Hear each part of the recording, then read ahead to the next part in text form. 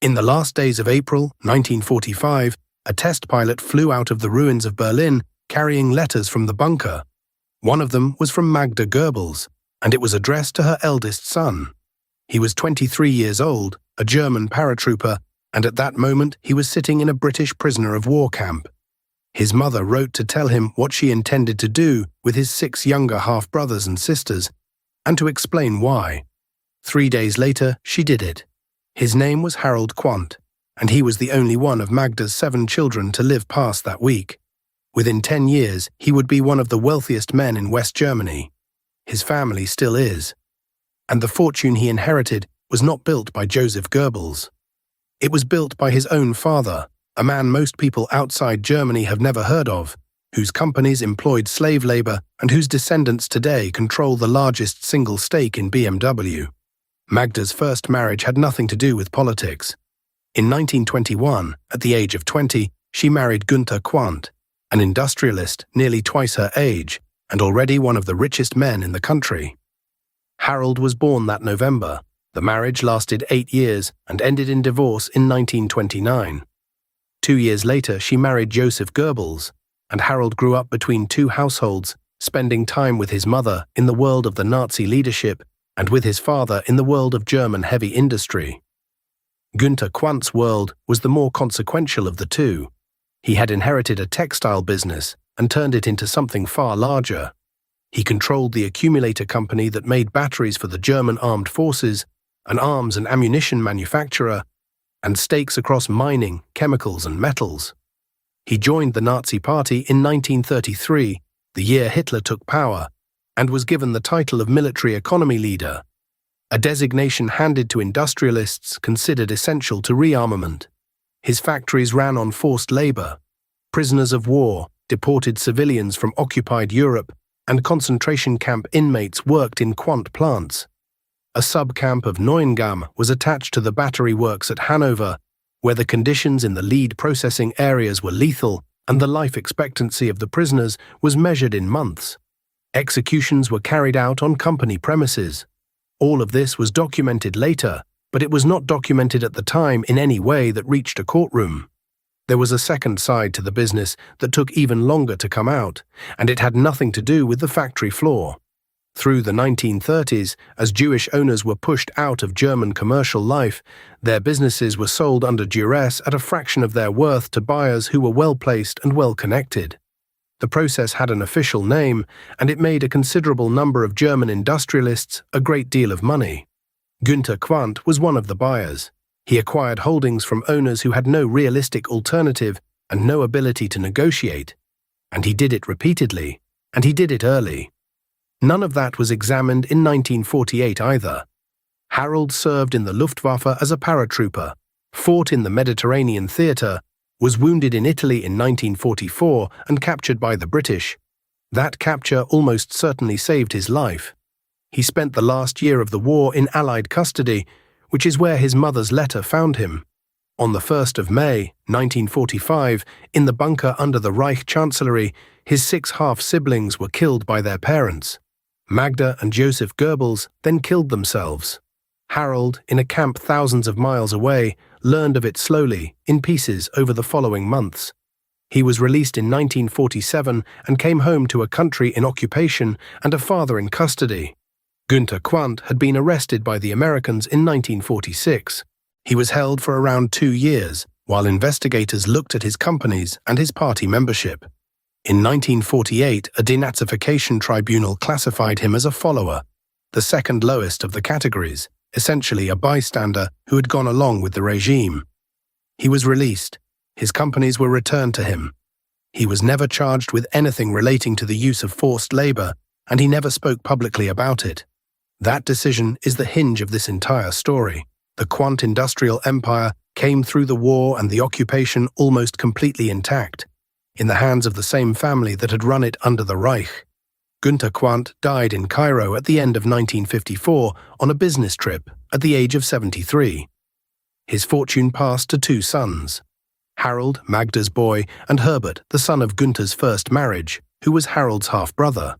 Herbert was almost blind from childhood, had worked inside the company's plants during the war, and was in every practical sense the industrialist of the two. The brothers divided the empire. Harold took the machinery and engineering side.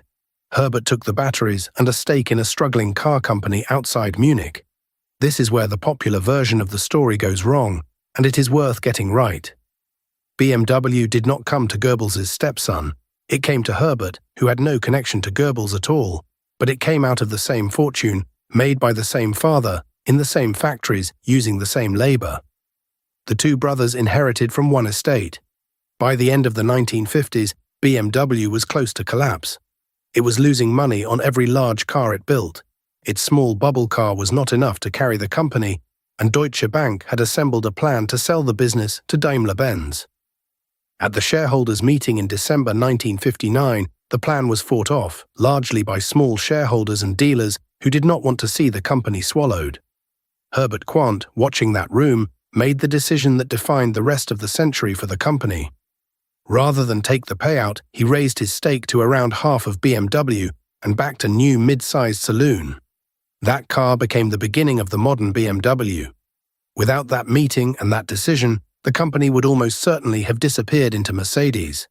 Harold, meanwhile, had made a decision of his own, and it was to say nothing. He was in an almost unique position in post-war Germany. He was the only living person who had grown up inside the Goebbels household, who had known those 6 children as his brothers and sisters, and who had received a letter from that bunker in those final days. Journalists approached him for decades. Historians approached him. He turned all of it down. He gave no interviews about his mother, published no memoir, and by every account did not discuss it even privately in any detail. He built a life as an industrialist and a keen amateur pilot, kept his family out of the press, and let the connection sit there unaddressed. Whether that was grief or shame or simply the ordinary German instinct of that generation to seal the whole subject shut, he never said. Harold's side of the family did not have a comparable moment, and Harold did not have long. On the 22nd of September, 1967, his private jet crashed at night in the mountains near Cuneo in northern Italy. He was 45 years old. He left a widow and 5 daughters and a holding company that the family still runs today. For 4 decades after that, almost nobody asked where the money had come from. That changed in 2007. A German public broadcaster aired a documentary about the family's conduct under the Nazi regime. Timed to appear just as one of the Quandts was due to receive a business award. The film laid out the forced labor, the camp at the battery works, the executions on company ground, and the fact that no member of the family had ever acknowledged any of it or paid a mark in compensation directly. The reaction inside the family was not what the filmmakers expected. Rather than fight it, they commissioned an independent historian from the University of Bonn and opened their private archives to him. He worked for 4 years without editorial control by the family. His report ran to more than 1,000 pages and was published in 2011. Its conclusions were blunt. The family was inseparably bound up with the crimes of the Nazi state. Günther Quandt had been a beneficiary and an active participant in the seizure of Jewish-owned businesses. He and Herbert bore responsibility for the treatment of forced laborers in their plants. And in the historian's judgment, had the case ever been properly pursued, Günther Quandt would have been convicted. The family issued a statement saying they regretted the suffering and accepted the findings. They did not create a separate compensation fund. By then, the German Industrial Compensation Foundation, set up in the year 2000, had already made its payments, and almost every worker who might have claimed against a Quandt factory was dead. One question was asked repeatedly after the report appeared, and the answer to it says a great deal. Survivors and their representatives asked whether the family, having accepted the findings, would now pay something directly. The response was that the companies concerned had already contributed to the National Industry Foundation, and that further individual payment was not planned. That was legally accurate, and it closed the matter. It also arrived roughly 70 years after the men and women at the battery works had done the labor in question, which meant there was essentially nobody left to pay. Today, the descendants of Herbert Quandt, his son Stefan and his daughter Suzanne, together hold close to half of BMW. They are consistently among the richest people in Germany.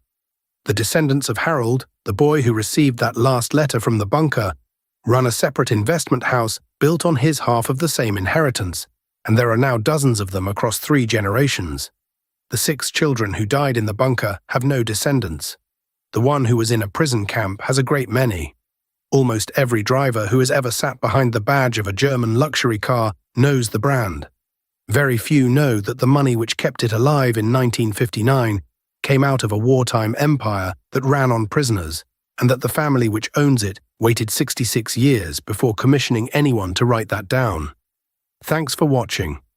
If you want to understand how German industry as a whole answered for the men and women it worked to death, watch that story next.